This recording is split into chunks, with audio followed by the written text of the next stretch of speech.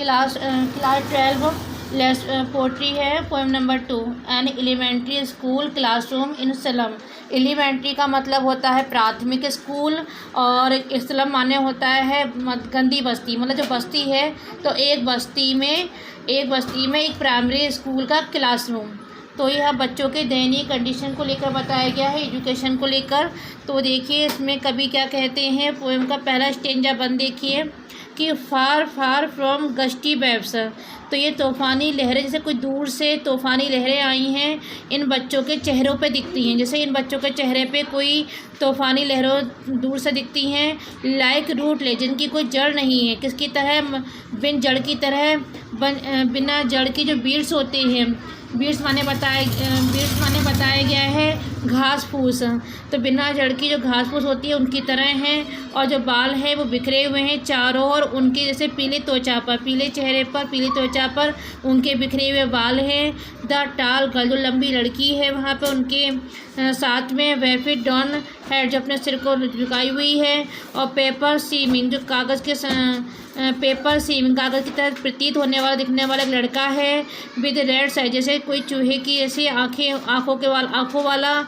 और स्टेरिट का मतलब है अविकसित, अनलक्की हायर, मतलब ऐसा उत्तराधिकारी जो लक्की नहीं है, भाग्यशाली नहीं है, तो दुर्भाग्यशाली कहेंगे। ऐसा उत्तराधिकारी अविकसित रूप में है, मतलब उसका कोई उत्तराधिकारी नहीं है, कोई विकास नहीं है उसके परिवार का।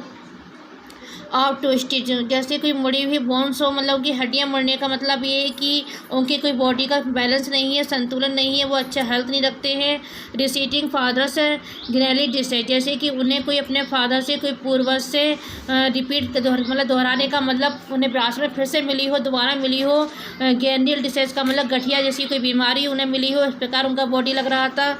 अनबैलेंसड हिल लेसन, उनके जो सबक थे, उनके पार्ट जो थे उनके डेस्क पर रखे हुए थे। एक बैग पीछे डिम क्लास, मतलब हल्का सा प्रकाश वाला क्लास था। वन अननोटिस, जहाँ पे कोई नोट नहीं कर पा रहा था। ना कोई सुंदरता थी, ना कोई मतलब व्यवस्था थी। हेज आइज, उसकी जो आंखें हैं वो एक सपने में दिख रही थी, जैसे कोई गिलहरी का गेम खेल हो रहा हो, या फिर एक ट्री रूम, एक पेड़, मतलब कमरे में कोई पेड़ हो, या फिर दूसरा इसकी तरह, उस प्रकार प्रतीत हो रहा था। अब देखिए स्टेंजा नंबर 2। 4 स्टेंजा है इसमें। स्टेंजा नंबर 2 देखिए कि ऑन श्योर क्रीम। तो ऑन श्योर क्रीम वाल्स, जैसे कि दीवारों पर कोई क्रीम से लगा हुआ था। डोनेशन, जैसे कि वहाँ पे किसी ने दान देकर कोई दीवार बनवाई हो, जहाँ दान इकट्ठा हुआ हो तो दीवार बनी थी। शेक्सपियर का जो हेड था वहाँ पे शेक्सपियर का फ़ोटो लगा हुआ था क्लास में। क्लाउडलेस एट डॉन, बिना बादलों का कोई लग रहा था। सिविल सब उदासी लग रही थी पूरी तरह शहर में। और वैलिड फ्लावरी, मतलब फूल वहाँ पे फूल थे। और टेलिस घाटी का फ़ोटो बना हुआ था। ओपन हेड, खुले हेड वाला नक्शा था, मतलब खुले नक्शा का फ़ोटो लगा हुआ था। अबॉर्डिंग द, संसार के बारे में बता रहा था, इसका संसार। एंड येट, और फिर भी दीज चल रही है बच्चे। दीज विंडोज़, ये खिड़कियाँ जो मतलब नक्शे में नहीं दिख रही थी संसार में, वहाँ पर मतलब कोई विंडोज़ उनके रूम में नहीं थी। और where all their futures painted, उनका जो भविष्य था कि वो एक कोहरे की तरह लग रहा था, जैसे कोहरे में कुछ नहीं दिखता, धुंधला होता है, उनका फ्यूचर में क्या था कुछ पता नहीं था। ए नैरो स्ट्रीट, वहाँ छोटी गलियाँ थी, स्टील माने बंद हो गई थी। लीड स्काई, मतलब कुछ शीशे के आसमान की तरह दूर तक उनके नदियाँ थी, और अंतरीब और तारे थे संसार में, मतलब शब्दों के इन सबसे वो दूर था उनका शहर। नेक्स्ट तीसरा पैराग्राफ देखिए, 3 पैराग्राफ। स्टेंजा 3 देखिए। निश्चित रूप से शेक्सपियर की जो अरुचि थी वो नक्शे में दिखाई गई थी। पूरा उदाहरण बता रही थी। विद शिव जहाज़ों के साथ और सन सूर्य के साथ। लव टेम्पटी, जैसे कि प्रेम की लालसा कर रहा था, उन्हें चुराना चाह रहा था। फॉल लिप्स, रहने के लिए।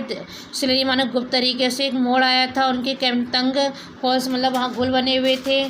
फ्रॉम कोहरे से लेकर अनंत रात तक। ऑन देयर स्लेग हीप से, वहाँ मतलब ऐसे ढेर बने हुए थे जो कोई आकार नहीं था इन बच्चों के लिए।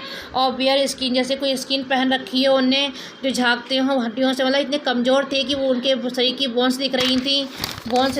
और वो मतलब जैसे उनकी स्किन झाँक कर दिख रही है बोन से बाहर। और स्पेक्टकल्स ऑफ स्टील, जैसे उन्होंने मतलब चुरा रखा है ये सब। विद मैंडेड ग्लास, शीशे की तरह। बोटल ब्रिड्स, थोड़ा स्टोन पत्थरों की तरह और शीशे की तरह। ऑल देयर टाइम, पूरे समय। स्पेस ऑफ फोगी स्लम, मतलब उस गंदी बस्ती में से कोहरा ही दिख रहा था, धुंधलापन सब स्थानों पर। सो ब्लॉट देयर मैसली, सब ब्लॉट मतलब नक्शे में सब बंद हो गया था। स्लम गंदी बस्तियों को जितना ज़्यादा बड़ा माना उदासी या अंधेरापन उसमें प्रतीत हो रहा था। नेक्स्ट फोर स्टेंजा देखिए। अनलेस गवर्नर, अन्यथा जो सरकार थी, इंस्पेक्टर थे, निर्देशक, दर्शक, ये सब नक्शे में हो जाता। उनकी विंडो मतलब खिड़कियों को लेकर, और ये विंडोज़ मतलब खिड़की में विंडोज़ भी नहीं थी।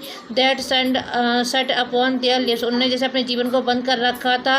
कैटामोल्स की तरह से कब्रों में कोई तहखाना होता उस प्रकार ब्रेक और ब्रेक सब तोड़ना चाहिए, खोलना चाहिए उन सबको बंद शहरों में।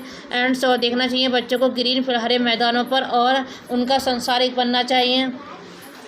रन एजवर का मतलब होता है जैसे आकाश नीला है वैसे गोल्ड सैंड मतलब सुनहरी रेते की तरह होना चाहिए। एंड देयर टंग, जो जीव थी उनकी भाषा थी। रन नेक द बुक्स, मतलब उनके पास कोई किताबें भी नहीं थी, वो बस ही भागते थे। वाइट एंड ग्रीन, सफ़ेद और हरे पत्तियों की तरह खुलती हैं। इतिहास में उनकी पूरी भाषाओं को लेकर जो सन सूर्य बताए गए हैं।